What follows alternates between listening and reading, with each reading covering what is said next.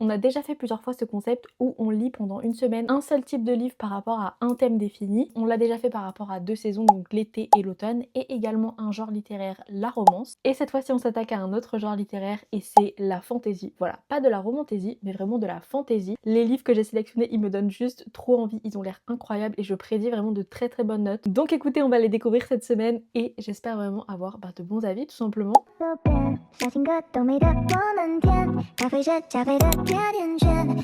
Bon, je me suis rendu compte que je vous avais absolument pas montré le livre qu'on allait lire là tout de suite. Du coup, je vous le présente là maintenant. Et c'est celui-ci, je pense que c'est vraiment le meilleur livre dans ma palle au niveau fantasy adulte. Enfin, celui qui me donne le plus envie. Le soleil est parti pile poil au moment où j'ai commencé à filmer, génial. Écoutez, je vous avoue que je sais pas trop de quoi ça parle. Je sais que c'est de la fantasy adulte, qu'il y a de la politique et qu'il y a un truc par rapport à des corbeaux. Enfin, c'est évident qu'il y a un truc par rapport aux corbeaux, mais je sais pas vraiment de quoi ça parle parce qu'en fait, quand j'ai lu le résumé, je sais pas, j'ai pas vraiment compris exactement de quoi on allait parler. Enfin, j'ai lu un peu rapidement comme d'habitude, vous savez, j'aime pas lire en détail les résumés. J'aime bien découvrir. Donc on va le commencer et on va voir de quoi ça parle. Il a l'air assez énorme, il fait 700 pages je crois. J'ai vu tellement d'avis positifs. Mais vraiment ce livre, il a énormément d'avis positifs parce qu'il est sorti il y a pas longtemps. Bon guys, je vous retrouve et j'ai commencé La Voix éternelle. D'ailleurs j'ai pas mal avancé en vérité, on dirait pas. Mais j'ai quand même pas mal avancé. J'en suis au chapitre 24, page 251. Mais vu que le livre est long, on se rend pas compte que j'ai beaucoup avancé, mais j'ai quand même beaucoup avancé. Pour le moment, vraiment, j'aime trop les personnages et la protagoniste principale. Du coup, Nima, je crois que ça se prononce Nima, mais j'aime trop sa personnalité. Au niveau de l'action, on a commencé directement en fait dans l'action, puisque la première partie, elle est pas très longue, je crois qu'elle fait 100 pages, un peu moins de 100 pages, et elle est en fait du point de vue d'un autre personnage 8 ans avant du coup le vraiment début de l'histoire, et la protagoniste meurt. Voilà. Donc pendant 100 pages, on suit son point de vue. Et ensuite, d'un coup, on suit le moment jusqu'à les raisons de sa mort. Et ensuite, ça change de point de vue. Et là, on est arrivé à la protagoniste qui est du coup Nima. Donc ça a commencé vraiment directement dans l'action. C'était un peu perturbant au début parce que tu lis le résumé, tu vois que la fille elle s'appelle Nima et au final, tu suis pas son point de vue. C'était un peu spécial. Mais on a commencé vraiment dans l'action. Je vais essayer de vous raconter l'histoire, mais j'avoue que c'est un petit peu compliqué puisque quand même l'histoire est assez riche et ça commence comme je vous ai dit dans l'action dès le début. Donc voilà, c'est spécial, mais franchement j'aime beaucoup. C'est vrai que je lis pas non plus énormément de fantasy adulte, mais quand j'en lis, à chaque fois je trouve ça vraiment trop bien. Donc peut-être qu'il faudrait que je lise un petit peu plus de fantasy adulte parce qu'à chaque fois vraiment j'aime bien. Je trouve que c'est hyper rythmé et c'est trop bien. Et pour le moment vraiment je comprends pourquoi ce livre est aussi hypé sur le BookTok US. Alors il est pas sorti il y a longtemps, mais pour les personnes qui parlent de fantasy adulte sur le BookTok US, il est hypé sur cette sphère là, vous voyez. Parce que même s'il est pas sorti il y a super longtemps, c'est quand même un livre dont il parle, vous voyez ce que je veux dire. Donc j'avoue que ça me donnait pas mal envie et aussi j'ai des copines qui l'ont lu quand il a été traduit, donc ça m'a encore plus donné envie et pour le moment vraiment je comprends la hype. En gros l'histoire se passe dans le royaume d'Orun et le règne en fait de l'empereur touche à sa fin et il faut donc trouver son remplaçant ou sa remplaçante et pour ce faire ils vont organiser des épreuves et du coup il y a plusieurs candidats, il y a 8 candidats en tout, sauf que ce qui se passe c'est qu'un des candidats est assassiné. Et Nima qui est une érudite, donc pas du tout là pour le combat, vous voyez. Elle va donc prendre sa place et en même temps essayer de trouver qui est le meurtrier. Donc pour le moment c'est vraiment sympa, j'ai une piste, mais je pense que c'est vraiment la folie ma piste. Mais j'ai quand même envie d'y croire, mais je pense que c'est la folie et c'est pas ça, c'est sûr. Je pense que je suis partie vraiment beaucoup trop loin, mais au moins j'ai une piste. Donc voilà, pour le moment c'est vraiment sympa, j'aime bien les épreuves. Voilà, là on est vraiment au début des épreuves au moment où je me suis arrêtée. Donc voilà, à savoir qu'il y a quand même pas mal de parties dans ce livre, je sais pas combien il y en a. Je sais plus combien il y en a, mais il y en a pas mal. Ouais, je viens de regarder, il y a quand même 8 parties. Et là, du coup, j'en suis à la 3e partie, si je me trompe pas. J'ai hâte de continuer parce que vraiment, j'aime bien. Ça se lit hyper bien. J'aime beaucoup la plume. Vraiment, la plume, j'aime trop. J'aime trop la manière dont c'est raconté.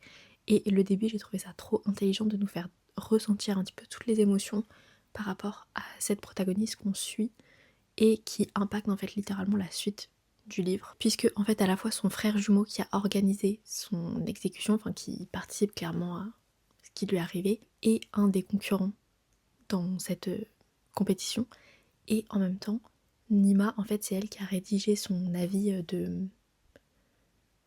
d'exclusion, je sais plus comment ça s'appelle, et donc en fait ça impacte énormément la suite de l'histoire. Donc je trouve que c'était vachement intelligent de la part de l'autrice de nous faire vivre ça dès le début. Parce que le changement de point de vue, du coup, il était beaucoup plus marquant. Et je sais pas, j'ai trouvé ça bien. Même si c'était vachement, comment dire, surprenant, choquant, je sais pas comment dire, que le point de vue s'arrête comme ça en fait. Donc voilà, écoutez, je vais continuer. Et pour le moment, vraiment, c'est très positif. Donc j'espère que ça va continuer comme ça. Parce que bon, j'en suis franchement qu'au début en soi. Je crois que j'en suis à entre 35 et 40%. Ok, bon guys, je reviens vous faire une update. C'est un petit peu compliqué niveau luminosité. Du coup, j'espère que ça passera. Parce qu'il y a plein de lumière artificielle. Du coup, j'ai avancé sur la voie éternelle. J'en suis là. Là, j'ai dépassé la 5e partie, si je me trompe pas. Ouais, c'est ça. J'ai dépassé la 5e partie puisque je suis un chapitre après la 5e partie. Je suis très exactement avant le chapitre 40. What the fuck. Déjà, il y a plein de trucs qu'il faut qu'on débriefe. Déjà, je vous ai fait des updates avant, je sais plus ce que je vous avais dit. Mais en fait, j'avais pas capté que le livre était un peu du point de vue du corbeau, en fait. J'ai capté plus tard, après l'update. Donc là, j'ai enfin compris que, ok, on a le point de vue de plein de personnes, dont principalement le point de vue de Nima, mais on a surtout le point de vue du corbeau. C'est pour ça qu'on a des corbeaux partout. Voilà, j'ai mis un petit peu de temps à le réaliser, mais c'est ok. C'est ok, écoutez, on peut pas tout réaliser du premier coup. Voilà, du coup, si vous voulez lire ce livre, sachez qu'on a le point de vue du corbeau. C'est le corbeau qui nous raconte un peu l'histoire de son point de vue, quoi. Alors, avant, du coup, que je lise le chapitre 39, mon update, ça aurait été juste, what the fuck, qu'est-ce qui est en train de se passer et comment ça va se terminer, vous voyez ce que je veux dire? Parce que j'étais vraiment en mode, qu'est-ce qui se passe là, actuellement? Et alors là, le chapitre 39, c'est encore plus, what the fuck. Si je dois faire une update, c'est juste, what the fuck. Qu'est-ce qui est en train d'arriver? En fait, là, je suis en train de penser que le personnage principal, c'est le corbeau, c'est même pas Nima, en fait. Je peux rien dire, évidemment, mais alors... Là, franchement, je commence à avoir de plus en plus peur. Alors, maintenant, j'ai une idée de la fin. Avec le chapitre 39, j'ai une idée très précise de la fin. Mais du coup, ça me fait un peu peur parce que je pense que c'est vraiment ça qui va se passer. Mais je suis un peu choquée. Si c'est ça. Mais je pense que du coup, je vais être choquée s'il se passe ça. Parce que c'est un peu crazy, vous voyez ce que je veux dire? Parce que je pense que si c'est ça qui se passe, le tome 2, il va être trop bien, mais assez crazy, vous voyez. Donc voilà, écoutez, je vais continuer là, j'aimerais bien le terminer. Il me reste ça. Il me reste combien de pages? Il me reste un peu moins de 300 pages, donc bon, faut que je m'y remette. Là, faut vraiment que je m'y remette et j'ai hâte de terminer. Mais je suis vraiment en mode what the fuck. Le livre est trop bien par contre. Vraiment, le livre est trop bien et ça t'emmène dans plein de trucs différents. J'aime trop le fait que ce soit divisé en plusieurs parties parce que chaque partie nous décrit vraiment une partie de l'histoire et ensuite on avance. C'est vraiment super bien réfléchi. J'aime trop les personnages. J'aime bien le corbeau. J'aime bien. C'est vraiment sympa. Donc écoutez, on va continuer. Il me reste 3 parties là, je crois, si je me trompe pas. Et d'ailleurs, j'ai pas fait d'update par rapport, je me rends compte, à l'enquête du coup par rapport au meurtre. Et du coup, on a déjà eu la réponse. Ce qui est un peu bizarre, je m'attendais à ce que ce soit vers la fin. Donc soit on va découvrir d'autres choses. Bon, après, c'est déjà assez, vous voyez, important. Mais je sais pas. J'avais pas deviné que c'était ça, concrètement. Mais sympa. Voilà, mais du coup j'ai hâte de continuer et on va voir ça. Et j'aime bien les épreuves, elles sont vraiment sympas. Ok bon guys, je vous retrouve et là je crois qu'en termes de luminosité c'est vraiment de pire en pire. Je suis vraiment désolée, mais quand je filme là en ce moment, bah il fait vraiment pas beau et du coup ben c'est compliqué. Bref, écoutez, j'ai avancé sur la voie éternelle. Je vous avoue que là en termes de temporalité, je commence à me dire que ça va être un petit peu chaud pour sortir la vidéo et avoir 3 livres. Parce que je prends tellement de temps à lire ce livre, c'est une folie. Bref, j'en suis au chapitre 53, je pensais vraiment le terminer. Et je pensais vraiment que ma prochaine update, ça allait être la dernière. Mais écoutez, toujours pas, il nous reste encore pas mal à lire. Et voilà, je suis à la page 515, chapitre 53. Alors, il se passe beaucoup de choses, vraiment, le livre est super bien rythmé. Vraiment, c'est bien rythmé. Et chaque partie a vraiment son importance. Je crois que je vous l'avais déjà dit ça. Mais voilà, vraiment ça se ressent. Là, je suis au début de la partie 6, à savoir qu'il y a 8 parties. Il s'est passé vraiment plein de trucs. En fait, c'est vraiment riche. C'est hyper entraînant. Il se passe vraiment beaucoup de choses. Vraiment, c'est bien. Vous voyez ce que je veux dire? Mais c'est vrai que c'est un petit peu long. Donc, en termes de temporalité pour la vidéo, ça me fait un peu peur parce que je prends un petit peu trop de temps à le lire. Vous voyez ce que je veux dire? Par rapport à la sortie de la vidéo. Mais en soi, je vais pas me forcer à lire plus vite pour sortir la vidéo et avoir absolument 3 livres dans la vidéo. Voilà, je préfère lire à mon rythme et au final qu'il y ait que 2 livres dans la vidéo. Mais je pense qu'en vrai personne, ne va me dire: «Ah, il y a que 2 livres dans la vidéo, c'est nul». Je pense que vraiment personne ne va me dire ça. C'est vraiment moi qui me mets des attentes qui n'ont pas lieu d'être. Donc voilà, écoutez, ça c'est vraiment par rapport à la vidéo en soi, le rythme, mon rythme de lecture. C'est vraiment par rapport à mon rythme, pas par rapport au rythme dans le livre, vous voyez ce que je veux dire? Puisque le rythme dans le livre est vraiment sympa et j'aime bien. Comme je vous ai dit, il s'est passé beaucoup de choses, on apprend plein de choses et là il s'est passé quelque chose par rapport à Nima et un autre personnage. Ah oui d'ailleurs, parce que là ça fait longtemps que je suis pas venue vous faire une update. Enfin la dernière update c'était hier, mais c'est que j'ai lu pas mal du coup depuis. Et en fait, vous savez, au tout début, je crois que c'était dans ma première update ou je sais pas quand, je vous avais dit qu'il y avait quelque chose où j'avais une théorie, mais pour moi c'était trop, j'étais partie trop loin et tout. Et j'avais totalement deviné. En fait, il arrive un truc au début, à Nima, au tout début du livre, enfin le soir, pour ceux qui ont lu, je pense que vous allez voir de quoi je veux parler. Et j'étais persuadée que c'était un personnage, mais vraiment j'en étais persuadée, mais dans ma tête je me suis dit: «Vas-y, je vais trop loin, enfin c'est pas possible quoi». Mais c'était vraiment ce personnage. J'ai vraiment un don pour deviner des fois les plot twists. Bon pas toujours, mais des fois j'y arrive. Et bon là c'est pas vraiment un plot twist, vous voyez ce que je veux dire, mais c'est découvrir l'identité. J'étais persuadée et c'était ça. Donc voilà, écoutez, je vais continuer. J'ai hâte de voir comment ça va se terminer, même si maintenant j'ai vraiment une idée très précise de comment ça va se terminer. J'aime beaucoup la manière dont c'est tourné par rapport aux animaux et par rapport, bah, notamment là on a appris un petit peu plus par rapport au corbeau et au renard. C'est un peu bizarre dit comme ça, mais si vous avez lu, vous voyez ce que je veux dire. Et j'aime bien parce que ça rend l'histoire totalement différente d'avoir leur perception. Parce que là, par exemple, on apprend des choses par rapport notamment au renard. Je crois que c'était à la fin de la partie 5. Je crois que c'est le dernier chapitre de la partie 5. Si je me trompe pas, mais on a un chapitre et ça nous apprend pas mal de choses, ça nous donne vraiment une direction par rapport à la suite de l'intrigue. Et j'ai vraiment hâte de voir comment ça va se terminer. Je suis vraiment intriguée en fait. Ce livre, c'est pas un coup de cœur dans le sens où je suis pas en mode waouh, vous voyez. Je passe une lecture vraiment sympa, mais je suis pas en mode waouh. Par contre, ce que je peux vous dire, c'est que vraiment le livre est vraiment bien. Donc voilà. Écoutez, on va continuer. J'espère le terminer ce soir et pouvoir vous faire mon update final demain. Je sens que ça va être hyper frustrant parce que je vais pas pouvoir vous dire, parce que je sens qu'on va terminer sur un plot twist. Donc j'ai hâte de voir. J'ai terminé. En fait, je sais même pas quoi vous dire par rapport à la fin puisque les 100 dernières pages, il s'est passé des dingueries. On a appris plein de trucs. Et en fait, je vous avais dit, ouais, je pense que j'ai deviné comment ça va terminer. Léa, tais-toi. Dans ces moments-là, tais-toi. Moi, je me crois trop forte quand je devine les plot twists et tout. Là, c'était pas un plot twist, hein, c'était juste la fin. J'avais pas deviné. J'étais persuadée de savoir comment ça allait se terminer. J'étais persuadée d'avoir tout deviné. Là, l'autrice, elle m'a clairement menée en bateau. Voilà, elle m'a amenée où elle avait envie de m'amener. Voilà, elle m'a dit, écoute, tu vas penser ce que tu veux, mais à la fin, tu vas arriver là. Écoutez, en fait, je sais même pas quoi dire parce qu'en fait la lecture a été un peu spéciale parce que c'est vraiment une fantaisie assez riche, il y a beaucoup de choses qui se passent, le world building est riche, il y a chaque partie a son importance, enfin vraiment la plume est hyper, elle t'emporte vraiment dans l'histoire, il y a vraiment énormément d'aspects positifs par rapport à cette lecture et elle m'a laissé à la fin sur un truc en mode voilà.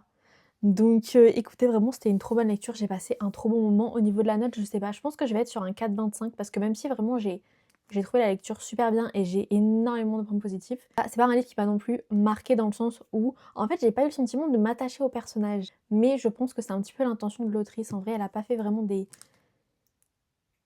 personnages et puis même la manière dont elle écrit l'histoire par rapport au point de vue du corbeau et tout, forcément elle nous met déjà dans une espèce de... Vous voyez? Je sais pas comment expliquer. Je sais pas si vous voyez ce que je veux dire.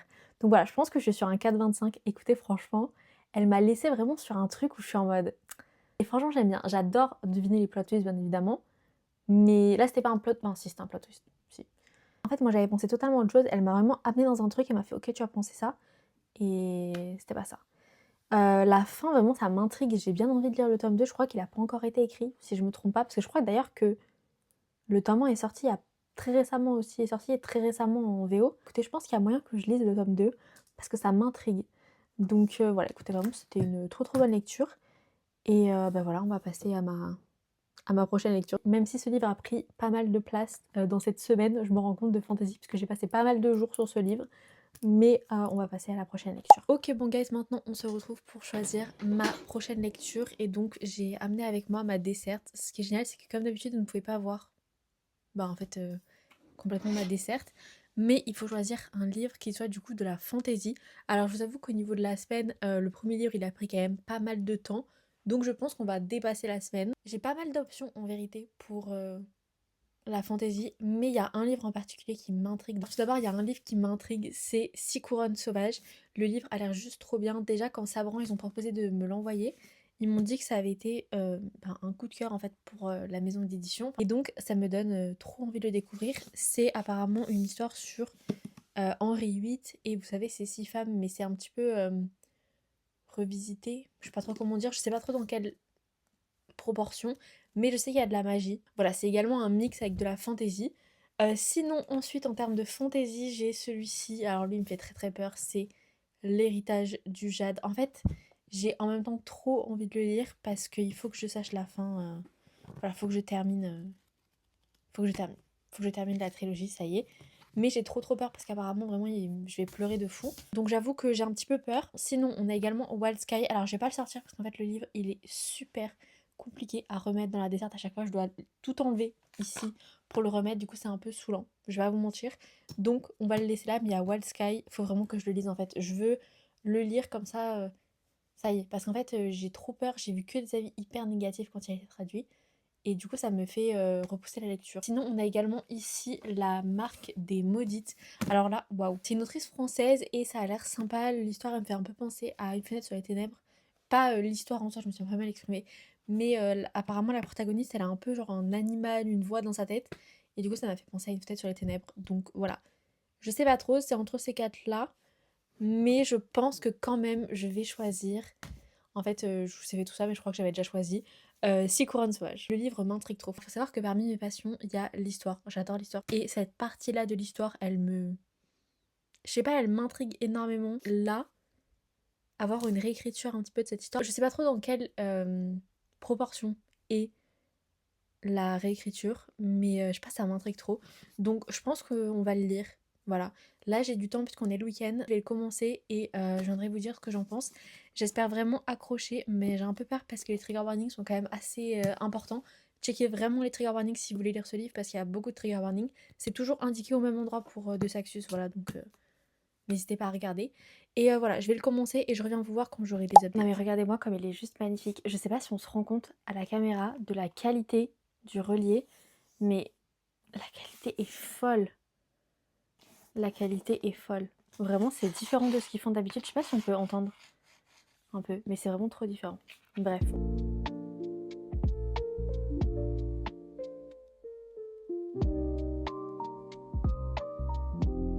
Et bon guys, je vous retrouve et j'ai un petit peu avancé, j'en suis ici dans le livre, j'en suis à la page 150, ouais c'est ça. Écoutez, pour le moment, je pense que là je suis un petit peu à un moment de bascule dans l'histoire, donc je vais vous faire une update maintenant.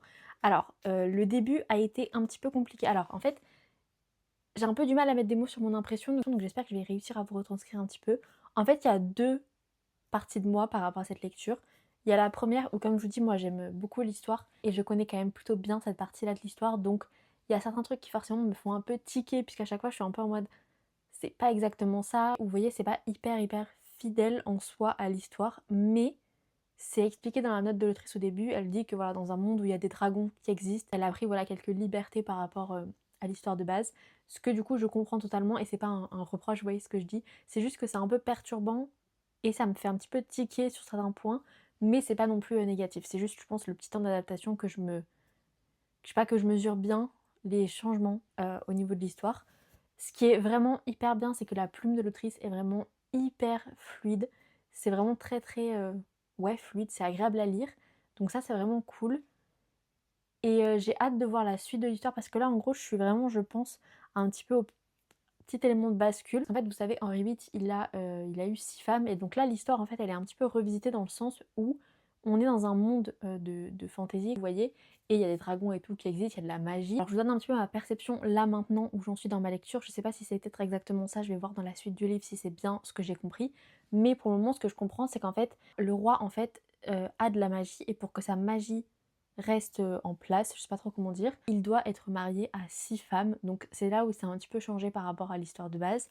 Et ces six femmes sont vivantes en même temps, vous voyez ce que je veux dire. Et en fait, on suit le point de vue de deux de ces femmes. Et la première, on est vraiment au moment où elle va se marier. Et la deuxième, on est au moment où, enfin là où je me suis arrêtée, c'est le moment où elle rencontre le roi. Et vu l'histoire de base, ils vont se marier aussi, vous voyez. Mais en fait, pour le moment, je sais pas trop quoi en penser parce qu'en fait, en même temps, j'ai l'impression de, j'aime bien parce que l'histoire est vraiment, c'est agréable à lire, vous voyez. Mais l'histoire, en même temps, vous voyez, elle est, je sais pas comment dire, je sais pas si vous voyez ce que je veux dire, si je dis un peu froide, un peu en retrait, je sais pas comment expliquer. Je sais pas comment expliquer, mais il y a une impression un peu spéciale. Donc écoutez, je vais continuer. Pour le moment, j'avoue que c'est pas un livre qui me laisse indifférente. C'est assez spécial comme lecture, mais j'aime bien. Écoutez, on va voir la suite parce que pour le moment, je suis encore franchement au début. Bon, écoutez, j'ai pas mal avancé sur Ces couronnes sauvages puisque j'en suis ici. Je suis pratiquement à la fin. Je reprenais vraiment mon livre avec intérêt. Je sais pas comment dire, en mode à chaque fois, j'avais envie de reprendre mon livre. En fait, je reste sur mon impression de départ. Ça se lit hyper bien. C'est vraiment très fluide. Et j'aime bien l'enchaînement des chapitres, des 2 protagonistes à chaque fois parce qu'en fait, c'est bien rythmé, ça te met vraiment dans le truc. Par contre, c'est vrai que là, plus on avance dans le livre et plus je trouve que ça devient de plus en plus «sombre» entre guillemets. C'est pour ça que je vous dis vraiment checker les trigger warnings si vous voulez, lire ce livre. En fait, je vous avoue que c'est un peu spécial comme impression parce que comme je vous ai dit, du coup, il y a un truc où, forcément c'est un peu différent de la version, de base de l'histoire. Mais plus on avance dans l'histoire et plus il y a les événements en fait de par rapport à la fantasy, par rapport au world building. Donc j'avoue que ces événements-là qui sont un peu différents de l'histoire de base, ça me fait de moins en moins tiquer puisqu'en fait on est vraiment emporté dans un nouvel univers et j'arrive un petit peu à me détacher de l'histoire de base. Par contre, c'est vrai que c'est assez prenant comme lecture et c'est pas une lecture qui me laisse insensible, loin de là. Donc voilà, je sais pas trop comment expliquer parce que je trouve que le livre est vraiment très bon dans le sens où il reprend les éléments qu'il faut reprendre et il y a vraiment ce truc par rapport aux protagonistes féminines qui sont totalement différentes. Toutes les 2 elles sont vraiment totalement différentes, mais elles apportent toutes les 2 quelque chose d'hyper intéressant à l'histoire et d'hyper intéressant par rapport à la place des femmes dans la société, que ce soit celle-ci ou la place des femmes en général. Et je trouve ça vraiment intéressant. Le protagoniste du coup, Henri, 8, bien décrit. Il est bien décrit. Au début, j'avais peur parce que j'avais l'impression qu'il était un peu adouci. Au final, plus on avance et moins j'ai ce sentiment-là. Donc voilà, c'est bien de me le montrer. Je sais pas trop comment on va progresser l'histoire parce que c'est vrai qu'il y a un peu des changements par rapport à l'histoire de base, comme je vous ai dit. Donc je sais pas trop comment ça va évoluer. J'ai hâte de continuer parce que j'ai envie de voir comment ça va se terminer, mais c'est vrai que là, plus je reprends mon livre et plus je sens que c'est un peu, ouais, sombre dans le sens où, les événements sont un peu, voilà. Je vais pas trop rentrer dans les détails, mais écoutez, je vais continuer. Je sais pas trop quoi vous dire de plus parce qu'en fait, c'est vraiment une lecture qui ne me laisse pas du tout indifférente, donc c'est un peu compliqué de prendre du recul sur la lecture. Mais écoutez, je vais le terminer là ce soir. Il me reste à peu près une centaine de pages, un peu plus, je crois, 120 pages, quelque chose comme ça, 120-130 pages. Donc je vais totalement pouvoir le terminer ce soir. Et je reviendrai vous faire une update demain. Je l'ai terminé hier soir. Et alors les gars, je vous avoue que là, en fait, je sais pas vraiment quoi dire parce que déjà, il y a un truc à la fin. En fait, jusqu'à la fin, je me suis dit non, ça va pas se passer.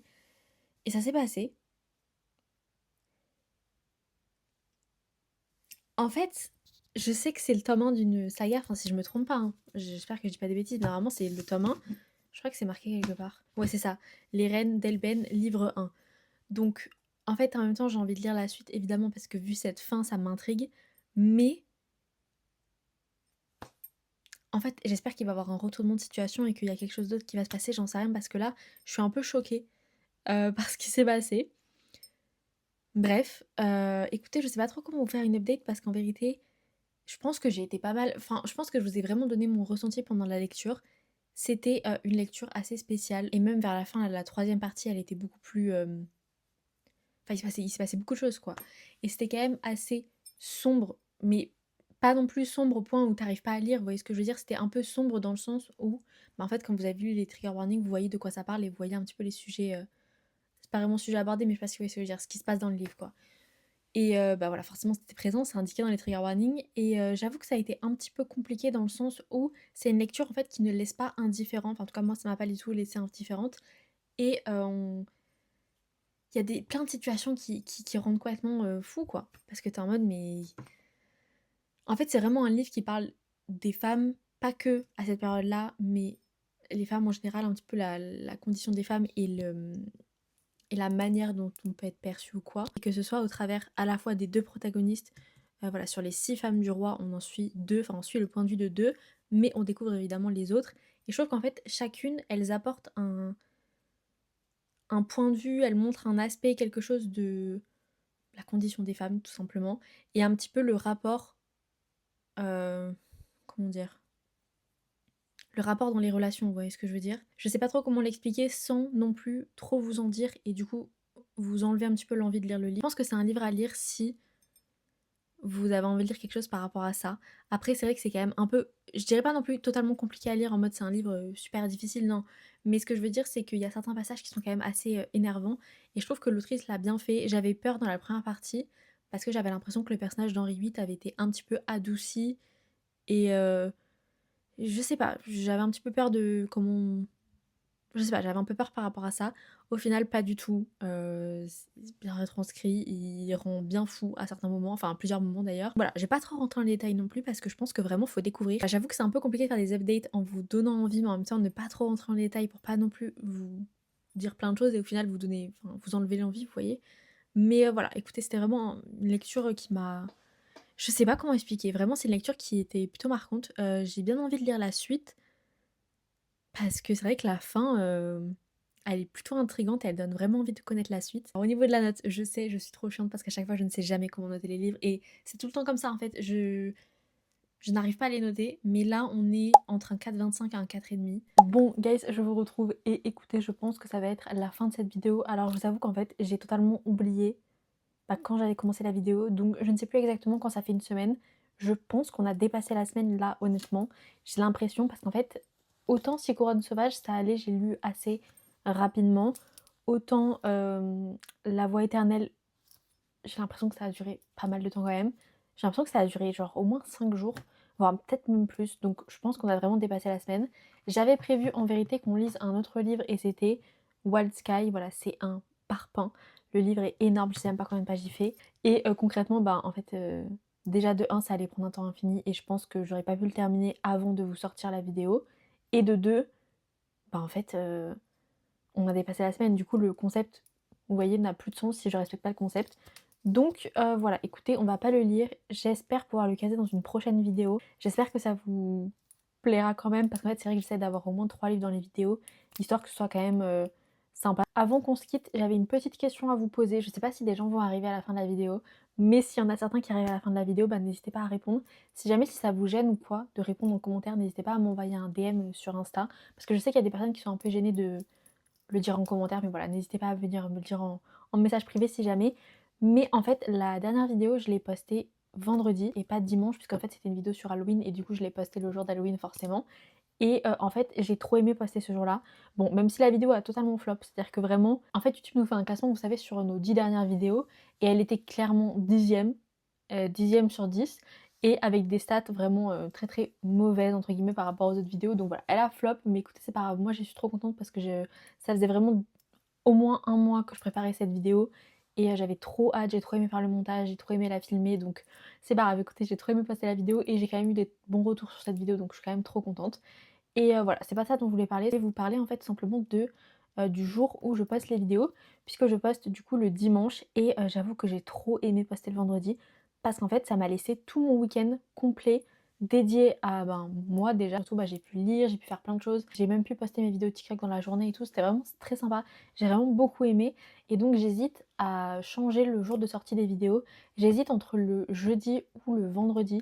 À la rigueur, pourquoi pas le samedi, mais c'est vrai que le dimanche, en fait, j'ai l'impression que ça me prend vraiment tout le week-end puisque je passe tout mon vendredi soir et une grande partie soit de la journée de samedi ou de la soirée de samedi. Ça dépend un petit peu comment sont mes week-ends.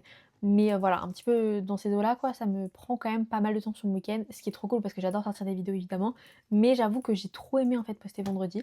Donc là, cette vidéo, elle va sortir le dimanche comme d'habitude. Et voilà, ma question c'était de savoir s'il y en a certains d'entre vous qui aimeraient bien que je change le jour. Et si oui, quel jour? Est-ce que vous êtes plus team jeudi, vendredi ou samedi? Peut-être que le plus logique ce serait soit un vendredi ou soit un samedi. Parce que je me dis comme ça, si les gens veulent regarder le week-end la vidéo, comme ça, je sais pas, c'est peut-être plus logique. Je sais pas, écoutez, n'hésitez pas à me dire en commentaire vraiment ou en message privé si vous êtes un petit peu gêné. Parce que vraiment j'hésite. Au début je voulais faire un sondage sur Insta, mais en fait il y a beaucoup de personnes qui répondent au sondage sur Insta, mais c'est pas vraiment les personnes, vous voyez, qui regardent les vidéos sur YouTube. Et donc ça m'aide pas vraiment à faire un choix. Bref, j'ai parlé pendant très longtemps. Je pense que je m'étends un petit peu trop la vidéo, je pense, c'est déjà un petit peu assez longue. Donc voilà, on va s'arrêter ici, je vais un petit peu arrêter de blablater. N'hésitez pas du coup à me dire en commentaire. Et voilà, écoutez, j'espère que cette vidéo vous a plu. On a lu du coup de la fantaisie pendant une semaine, c'était vraiment sympa. J'aimerais bien faire un épisode sur on lit de la romantaisie pendant une semaine, ça pourrait être sympa. Et j'avais pensé à faire on lit de la dystopie pendant une semaine, mais en fait, là dans ma palle, j'ai qu'une seule dystopie. Ça aurait marché quand je lisais The Bone Season, mais j'avais plein de vidéos de prévues, donc je l'ai pas fait à ce moment-là. Mais voilà, écoutez, n'hésitez pas à me dire ce que vous en avez pensé. Et écoutez, si jamais nous, on se retrouve sur mes autres réseaux, on a TikTok, je publie une vidéo par jour. Instagram, je suis un petit peu moins présente en ce moment, mais je vais revenir. Et YouTube, où je publie une vidéo par semaine. Voilà, écoutez, moi je vous dis à très bientôt et à la prochaine vidéo.